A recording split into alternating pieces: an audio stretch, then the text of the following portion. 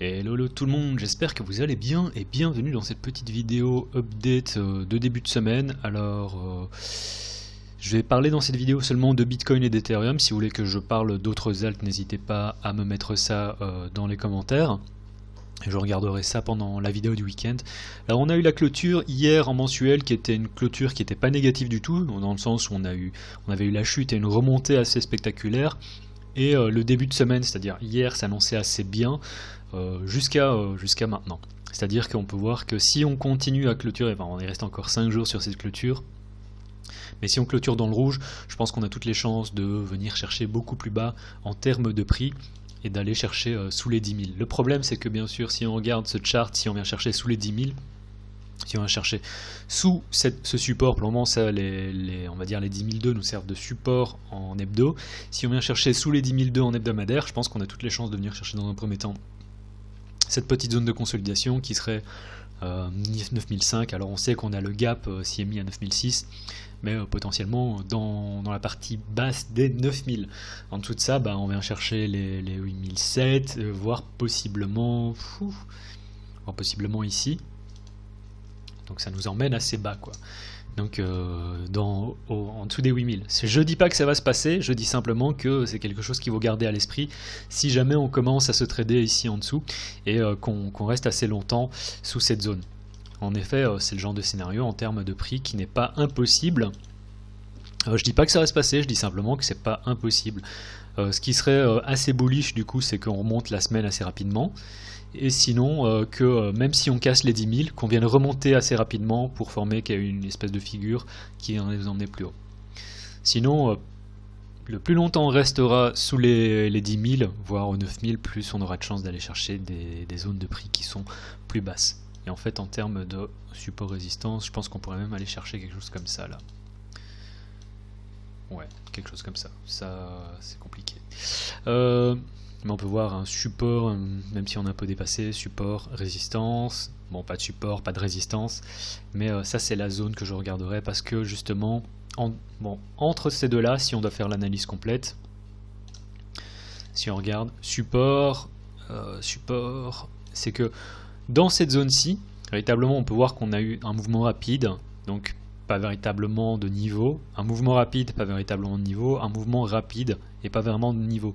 Ce qui fait que si on commence à se trader ici et qu'on casse ici ce support, je pense qu'on aura à nouveau un mouvement assez rapide qui viendra chercher ici. Peut-être qu'on a une remontée aussi très rapide, ça je ne sais pas, mais j'essaie simplement d'analyser les cibles potentielles si, et je dis bien si, cet hebdomadaire se clôture dans le rouge. Donc pour le moment j'essaye simplement de dire que ça c'est pas génial, il reste encore 5 jours, donc on va patienter et voir comment ça évolue, mais pour le moment ça n'a pas l'air génial sur Bitcoin. Alors en daily, on n'a pas fortement évolué finalement quand on regarde comme ça depuis la vidéo que j'avais faite pendant le week-end. C'est-à-dire que les prix n'ont vraiment pas bougé, ou très peu. Si on regarde simplement le corps des bougies, on peut voir que le corps des bougies, on est encore en consolidation. Donc est-ce qu'on est sur quelque chose de bearish? Si on regarde simplement le corps des bougies, je dirais que non, mais en fait vu qu'on a eu ce rejet ici, qu'on a eu cette mèche, et ce mouvement assez rapide avant la clôture en journalier, je dirais que c'est pas positif tel quel. Et donc là, tel qu'on est, on va regarder un peu ça en intraday pour avoir plus d'informations, mais tel qu'on est, je dirais que c'est pas positif. Après, rien n'empêche en daily qu'on continue en effet une montée. C'est pas exclu, mais c'est pas quelque chose qui me semble. Enfin, on est dans une consolidation là depuis 1, 2, 3, 4. On entame un 5e jour. Donc on va voir comment est-ce que les prix vont évoluer. Mais vraiment, tant qu'on est dans cette zone, c'est compliqué de se faire une idée. Et puis, c'est quoi ça? Soit, je ne sais pas. Donc les niveaux, bon, j'arrête pas de le dire à chaque vidéo, les niveaux que j'ai tracés il y a déjà 2 semaines sont assez bien respectés. Dans le sens que si on avait fait un trading de niveau à niveau, en fait ça aurait été assez intéressant. Long ici, vendre ici, short ici, acheter ici, vendre ici, bon ça aurait marché assez bien. Donc dans la vidéo du week-end, je vous avais dit, on était ici, et juste après que j'ai posté la vidéo, on allait remonter. Et je vous avais dit 2 scénarios pour moi. Le premier, c'est si on vient se trader ici en dessous, première target, puis deuxième target. Si on, oh là, si on dézoome. Ça s'est pas passé, donc j'ai pas pris de short et j'ai pas pris de long non plus, donc c'est dommage parce que ça aurait pu faire un trade assez intéressant. J'étais pas derrière le PC, enfin j'étais derrière le PC, j'ai vu la montée, mais j'ai quand même pas, je suis pas resté derrière le PC. Et puis ça aurait pu faire quelque chose d'assez intéressant. Parce que je vous avais dit, si on remonte, on a eu la consolidation ici pendant 7 chandelles en donc 28 heures, c'est à partir de ce moment-là on a eu le breakdown. Si on remontait au-dessus, je vous avais dit, on a toutes les chances d'aller plus haut. Alors, on est allé plus haut, on a tapé dans cette liquidité ici. Alors ça c'est assez, c'est le genre de truc que j'avais pas vu, c'est facile d'en parler après coup. Donc c'est cette petite liquidité ici qu'on a eu. Donc liquidité qui a donné lieu au mouvement baissier, on retape dedans, on a un mouvement assez conséquent à nouveau. Donc ça donne quoi? Ça donne lieu à cette petite consolidation qu'on pourrait considérer comme un fake out. Et vu les prix où on se trade actuellement, ben ça aurait tendance à confirmer le fake out. Et donc à infirmer aussi qu'on a toutes les chances de venir se trader à nouveau ici. Et si on vient faire ça, bah oui, trader ça dans un premier temps ici, et puis dans un deuxième temps sous les 10 000, mais potentiellement encore plus bas, parce que les prix sont... Globalement, je dirais que ce qui se passe en hebdomadaire et en daily, c'est pas forcément super bullish. Enfin, en daily, on est plutôt neutre.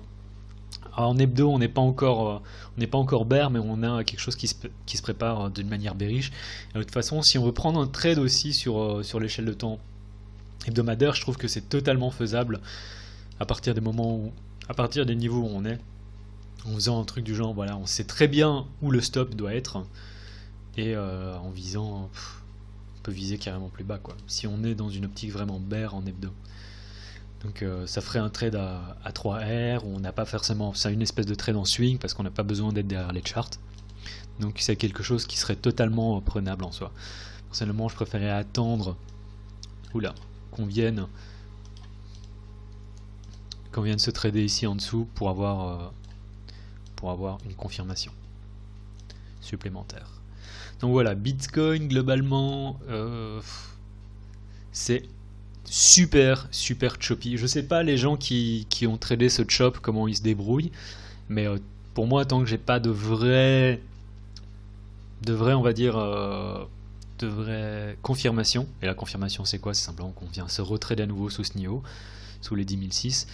C'est compliqué de prendre un trade short, ou même les gens qui ont shorté ici, même en intra, sur le 1 heure, je vois pas ce qui fait qu'on se dit allez, on va shorter ça. Là on peut voir qu'on a un bounce, qu'on a une espèce de consolidation, que tout se passe bien, puis on a fait un BART. Pour moi c'était assez compliqué de trader ça, et ceux qui ont tradé ça avec succès, tant mieux, mais pour moi j'avais véritablement aucun signal, donc je considérais ça assez compliqué. Donc c'est très choppy honnêtement, hein. On a eu une grosse montée ici, une espèce de chop, là aussi du chop, là encore, et même si on a une petite montée ici, tout ça c'est très choppy quand on regarde vraiment sur une échelle de temps en daily. On n'a pas eu énormément, on a eu ce mouvement ici, une espèce de petite remontée, et là c'est vraiment difficile de trader ça. Et si vous n'avez pas de signal fort, honnêtement, restez sur le côté, il y a vraiment aucun souci, quoi. Donc là je dis pas qu'on va venir dumper, parce qu'on peut voir en daily, en hebdo on est sur quelque chose de non confirmé. Si on vient dumper plus bas et qu'on vient clôturer la semaine en hebdo dans le rouge, je dirais que oui, on a toutes les chances d'aller chercher plus bas. Et sur Bitcoin, en daily honnêtement c'est compliqué, parce que quand on regarde ce genre de petite consolidation là, c'est pas quelque chose que je traderai. Après je commence à blablater, je suis désolé, ça fait déjà presque 10 minutes. Alors regardez vite fait Ethereum Bitcoin. Alors Ethereum Bitcoin toujours dans mon short, toujours en attente de voir comment est-ce qu'on va réagir. Je pourrais éventuellement descendre, c'est-à-dire que si on vient pour moi, là pour moi c'est clair, hein. Si on vient retrader au-dessus de ces niveaux, je sors de mon short. En attendant je laisse ça ouvert, parce qu'une mèche est très vite arrivée. C'est ce qui s'est passé là, hein.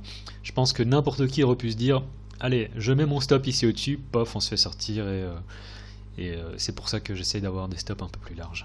Donc toujours en attente sur Ethereum contre Bitcoin. Je pense sincèrement qu'on va venir chercher plus bas. Je pense pas que Ethereum se mette à surperformer BTC, surtout vu la gueule de BTC en ce moment. Donc je dis pas que c'est impossible, mais je dirais que relativement parlant, Ethereum est plus faible que Bitcoin. Alors sur Ethereum USD, on va regarder cette autre chart plutôt.